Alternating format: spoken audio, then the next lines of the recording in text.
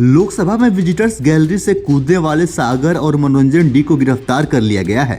संसद की सुरक्षा में हुई इस बड़ी चूक ने सभी को हैरान करके रख दिया है। इन दोनों ही आरोपियों को मैसूर के बीजेपी सांसद प्रताप सिम्हा की तरफ से पास मिला था।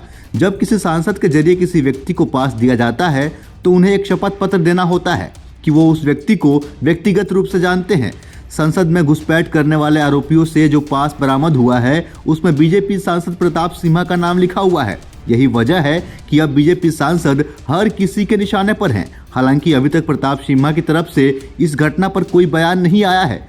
उन्होंने लोकसभा स्पीकर को ये बात जरूर बताई है कि घुसपैठ करने वाले में से एक आरोपी का पिता उनके संसदीय क्षेत्र का है और उसने उनसे विजिटर पास मांगा था। मिली जानकारी के मुताबिक प्रताप सिम्हा ने लोकसभा स्पीकर को बताया कि उनके पास घुसपैठियों के बारे में ज्यादा जानकारी नहीं है, मगर उनमें से एक मनोरंजन डी अपने और अपने दोस्त सागर के लिए विजिटर्स पास हासिल करने के लिए संपर्क किया था।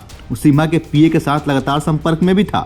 ऐसे में आइए जानते हैं कि प्रताप सिम्हा कौन है और वह कहां के रहने वाले हैं।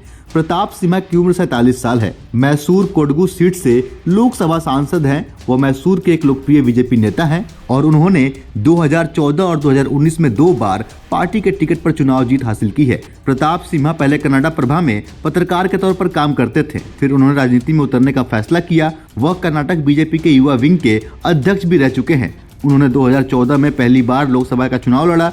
2015 में प्रताप सिम्हा को प्रेस काउंसिल ऑफ इंडिया के सदस्य के रूप में नियुक्त किया गया। प्रताप सिम्हा की पहचान हिंदुत्व के कट्टर समर्थक के तौर पर होती है। वह कर्नाटक में टीपू सुल्तान का जन्मदिन मनाने के सरकार के फैसले के खिलाफ थे, क्योंकि उनका कहना था कि टीपू सुल्तान केवल इस्लामवादियों के लिए आदर्श हो सकते हैं। इस साल की शुरुआत में प्रताप सिम्हा ने पशु प्रेमियों पर भी भड़ास निकालते हुए बयान दिया था। उन्होंने कहा था कि कुत्तों से प्यार करने वाले लोग के बच्चों को जब वो काटेंगे तब उन्हें आवारा कुत्तों को खतरा समझ में आएगा। बीजेपी सांसद अपने फायर ब्रांड बयानों के चलते हमेशा विवादों में रहते हैं। उन्होंने एक बार विवादास्पद बयान देते हुए कहा था, मस्जिद जैसा दिखने वाला हर बस स्टैंड को ध्वस्त कर दिया जाएगा। उन्होंने ये बयान इसलिए दिया था क्योंकि बस स्टैंड को गुंबद जैसा आकार वाला बनाया गया था। प्रताप सिम्हा ने कहा था कि मैंने बस शेल्टरों में गुंबद जैसी संरचना देखी है। बीच में एक बड़ा गुंबद और उसके दोनों ओर 2 छोटे गुंबद हैं।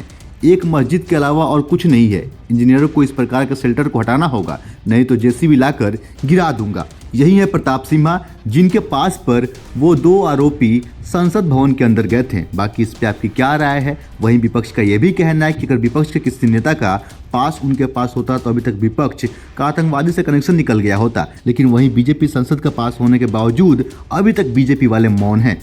बाकी इस पे आपकी क्या राय है? अपने हिस्से का राय हमें कमेंट के जरिए अवश्य बताएं। फिलहाल के लिए इतना ही। बहुत बहुत धन्यवाद।